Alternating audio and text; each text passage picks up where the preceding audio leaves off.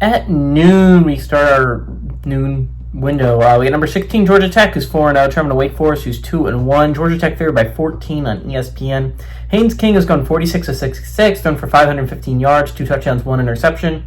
Jamal Haynes is the leading rusher, 49 carries for 290 yards and 3 touchdowns. And Isaiah Canyon has had 11 catches for 167 yards and 2 touchdowns.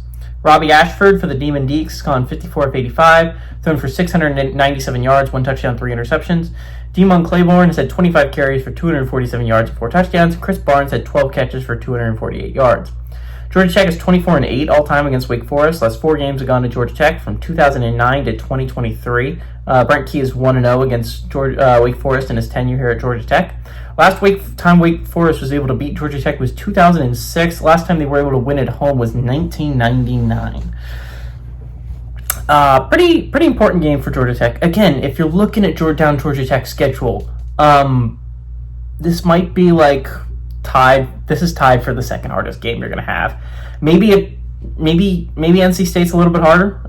Maybe Duke's a little bit harder, but I believe both those are at home, so it's not like you're even traveling there.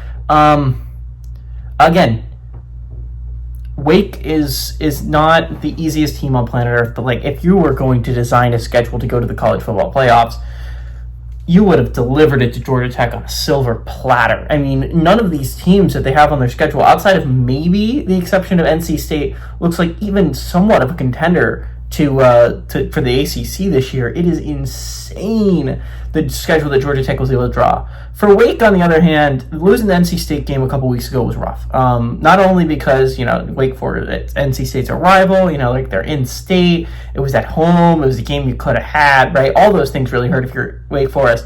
What really hurts is you probably could have afforded, at least maybe, it depends, but I don't know if we're ever going to get a 9-3 team go to the college football playoffs as an at-large. 10-2 is kind of where you want to sit.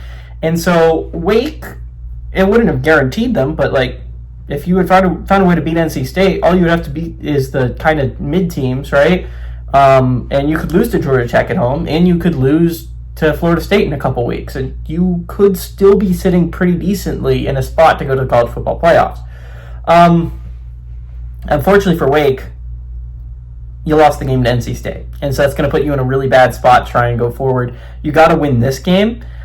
This is a game I've seen Georgia Tech lose in years prior, right? Like they're ranked, they're playing a team that shouldn't be very good this year. This was the Syracuse game last year, right? Now Syracuse ended up being pretty decent, but like we saw Georgia Tech, they're in the top 25 because they beat Florida State, right? They're a great team, and then they lose to Syracuse, and it's like, well, maybe they're not, though. So here we sit. Georgia Tech, again, this game that they're going to have circled at the end of the year, it's to not forget these Wake Forest, the NC States, and the Dukes, right? But the game I think all Georgia Tech fans are very excited about playing is when they play Georgia at the end of the year, right? It's going to be in Bobby Dodd. There's a chance to prove that they are a worthy team to have in the college football playoffs. But all this is just a warm-up for that. All that being said, I think Wake Forest gives them a game. At home, coming off a bye, I think Wake has a lot of fight, and I think they're going to show it here.